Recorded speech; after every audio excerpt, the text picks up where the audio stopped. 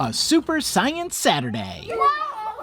Red Cedar Elementary School shared these videos of their students being scientists for a day. Over the weekend, 4th graders took part in several hands-on activities, getting them excited for science. The idea is that they walk away thinking one day I might want to be a scientist, might want to work as an engineer, and so we're hoping these kids get to do these activities like making foam out of chemicals or working with electricity and wiring, and seeing that this is something that means something to them and they could go into one day. There were 4 educational activities for students to explore as they experienced everything science. We did a laser maze where there'd be this one big area of tape. It would be 30 inches and then 24 inches, and there'd be some paper walls, and you shine a flashlight and mirrors. You try to make it to hit the target on the other end. But we did this elephant toothpaste thing, so it was like you add all these ingredients in and you pour one last mixture in and it just like blows up.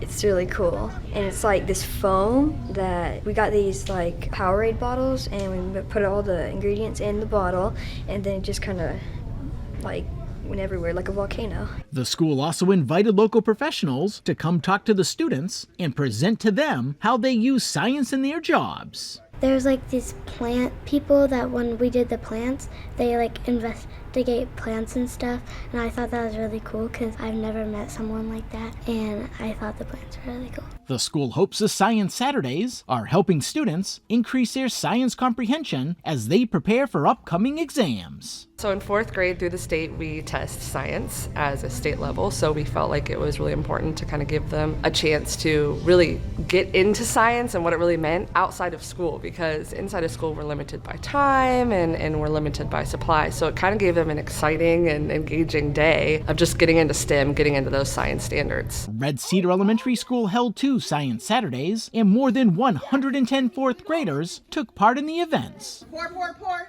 pour, pour. For the Beaufort County School District, Ron Lopes. Keep watching.